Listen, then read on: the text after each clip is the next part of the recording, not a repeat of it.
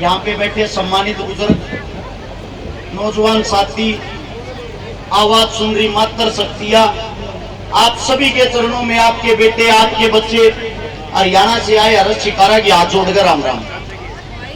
मेरी आप सबसे विनती है, जब तक मैं बोलूं ना तो कोई ताली बजाऊंगा, ना कोई फोन देखेगा, सिर्फ मेरी बात को सुन लेना। अगर मेरी बात अच्छी लगे उस पर अमल करना, क्योंकि ताली मुझे नहीं चाहती। मैं ऐसी बात बताना ही नहीं चाहता कि आप यहां सुनो और घर जाके उसको कान से निकाल दो। मेरी बहन अनीता पुनिया जिस वक्त में आया, मेरी बहन कोई स्पीच नहीं दे रही थी, उसकी आत्मा बोल रही थी और मैं उसकी आत्मा को पढ़ रहा था कितनी परेशान हो रही है।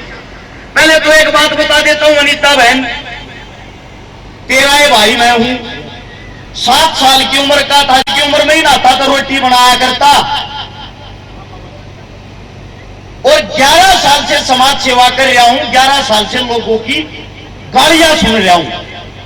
ये मैं वादा करता हूं, जिस मुख से जो लोग गालियां देते हैं, आने वाले वक्त में उन्हीं के मुंह से, उन्हीं के हाथों से तालियां भी बजवा देंगे। हमारा काम अपनी मेहनत करना।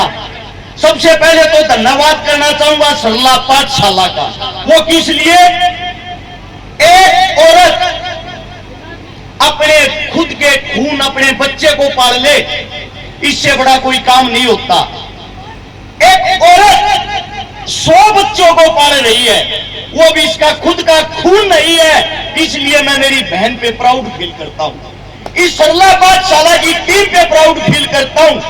और अब बताता हूं, कदे कोई नारी ना हके में ले रहा हो, बार बार ये कह रहे हरस शिकारा ने ये कर दिया, हरस शिकारा ने वो कर दिया। मन ने कोई बड़ा पहाड़ नहीं तोड़ा। लगभग 450 बेटियां की शादी करवाई, लगभग 90 बेटियों के बात भरे, लगभग 32 करोड़ रुपए की लोगों की नगद मदद करी, लगभग 131 आंदोलनों में भागीदारी करी। इन चीजों को आप बड़ा मान रहे हो क्या? ये तो शून्य है, ये तो शुरुआत है। और हम एक मर्द हैं, हम कहीं भी जा सकते हैं, कहीं भी आ सकते हैं। जैसे रिमन मैन मेरी बहन ने बताया, एक औरत के लिए कितना मुश्किल होता है। अकेली औरत क्या कर सकती है, आज आप लोगों को बताता हूं। एक हिंदुस्तान की पहली जासूस महिला थी, जिसका नाम था नीरा आर्य, जो हमारे उत्तर प्रदेश के खेकड़ा में 5 मार्च 1902 को जन्मी थी, पैदा हुई थी। उस बेटी की हालत ऐसी थी, उसकी जब 5 साल की उम्र थी, उसके माता पिता ने अपनी बेटी की शादी करवा दी। और जब 7 साल की उम्र उस बेटी की हुई, उसके माता पिता चल बसे, वो बेटी अनाथ होगी। उस मासूम सी बच्ची को यह नहीं पता था तेरी किसके साथ शादी हुई है। 11 साल की जब उस बेटी की उम्र होती है, उसको उसके मायके भेज दिया जाता है। उसका पति अंग्रेजी सेना का CID का इंस्पेक्टर था। उस बेचारी को कुछ नहीं पता था ये कौन है, ये क्या करता है। उस 11 साल की बेटी के साथ उसके पति, उस इंस्पेक्टर ने, जिसकी उम्र मात्र 30 साल थी, उसने उस बेटी के साथ जो बलात्कार किया, जो अन्याय किया, क्योंकि आप अंदाजा लगा सकते हो अपने बच्चों को देखकर 11 साल की क्या उम्र होती है। वो बेटी ना किसी को बता सकती थी, ना किसी के साथ अपना दुख साझा कर सकती थी। उस बेटी की आंखों में सिर्फ आंसू थे, और वो करूर हत्यारा उसका पति उसके शरीर को डेली नोचता। नोचते नोचते उस बेटी की आदत हो गई उसको सहन करने की। लेकिन उसके अंदर एक चीज थी, वो थी देशभक्ति की भावना।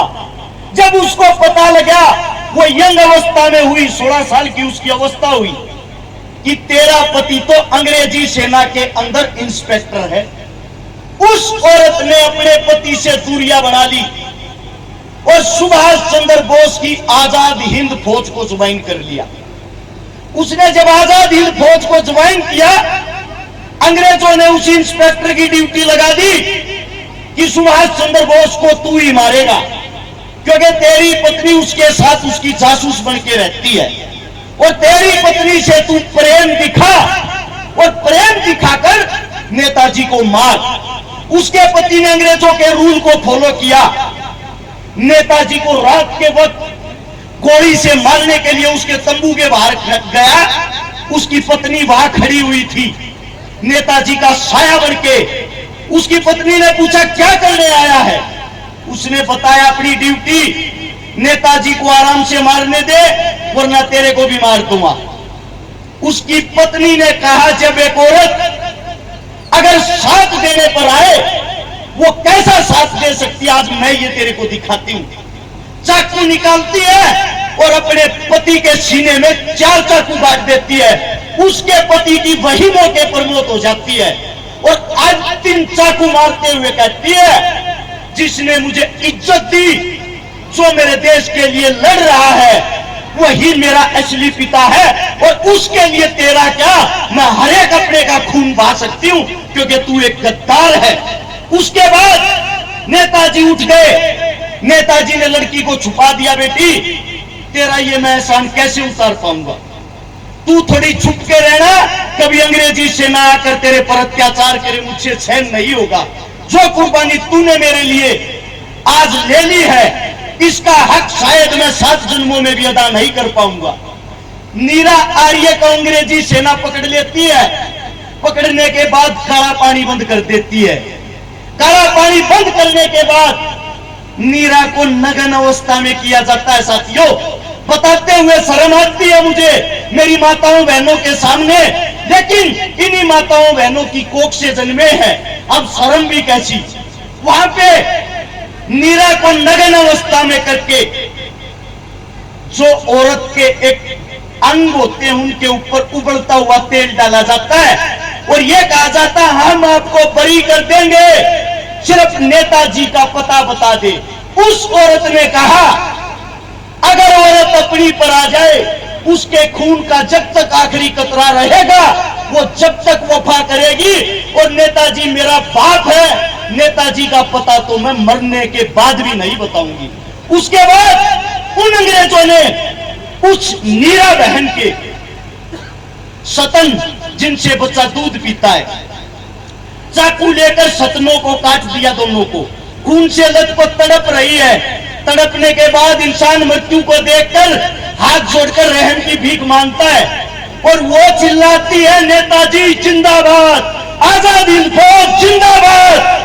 वो औरत अपनी मृत्यु को सामने देख के ये शब्द चिल्लाती है। उस औरत ने पूरा जीवन दुख सहे, कष्ट सहे और हमारा देश अंतिम सांस में आजाद हो गया। आजाद होने के बाद उसकी सजा पूरी हो जाती है, काला पानी की उम्र कैद की। उस औरत ने किसी भी सरकार से कोई भी मदद, कोई भी इनाम राशि नहीं मांगी। उस औरत के जो आखिरी वक्त उसने पूरा किया वो 1998 में हुआ था। उस औरत ने पूरा जीवन, जो औरतें अपने सिर पर फूल लगाती है, पुष्प लगाती है, रोड के ऊपर बैठ के वो औरत वे पुष्प बेचती थी, उसने कभी यह भी नहीं बताया कि मैं कौन क्रांतिकारी हूं। तो एक औरत अगर साथ देने पर आए ना बहन, एक औरत अगर अड़ जाए ना बहन, वो अकेली ही झांसी की रानी है। और मैं आपको यह बता देता हूं, आप लोगों, आप औरतों को अपने अंदर जागने की जरूरत है। आप जितनी मात्र शक्तियां हो सभी झांसी की रानी हो। आपके अंदर जो ताकत है, जो जज्बा है, वो किसी के अंदर नहीं। जो एक औरत अपना पेट फाड़कर अपने बच्चे को जन्म देके और ये कहती है जा बेटा तुझे देश की रक्षा करनी है, अंतिम सांस तक देश की रक्षा करनी है, और उसका बेटा वहां बॉर्डर पर जाकर हमारे लिए शहीद हो जाता है और वो जननी मां फिर ये कहती है एक बेटे को और जनूंगी और वो भी मेरा बेटा देश की रक्षा करेगा। इससे बहादुर और क्या हो सकता है। आप कमजोर नहीं हो, कमजोर वे बुज़दिल हैं जो आपको समझते हैं। कमजोर वे मर्द हैं जो किसी औरत को कमजोर समझ के उसके पीछे लगते हैं। जब एक औरत लीडर हो जाती है वो खूंखार शेरनी का रूप धारण कर लेती है।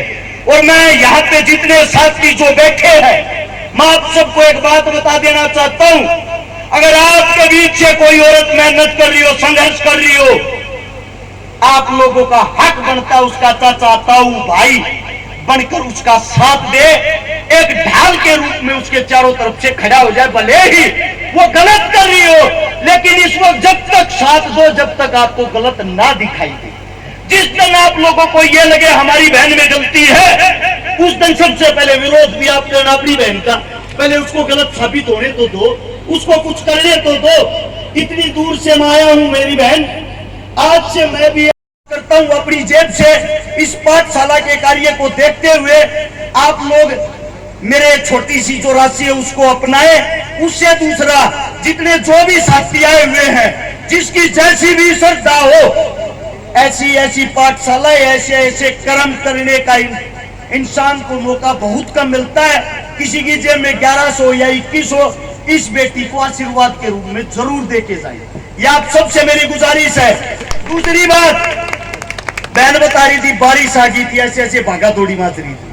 अरे इतना बड़ा तामझाम आप लोगों के लिए लगा रखा है, आप लोगों को तो इतना होना चाहिए, बहन जब तेरा प्रोग्राम खत्म हो जाएगा ये कुर्सी टेंट दरवाजा जाने की जिम्मेदारी हमारी है।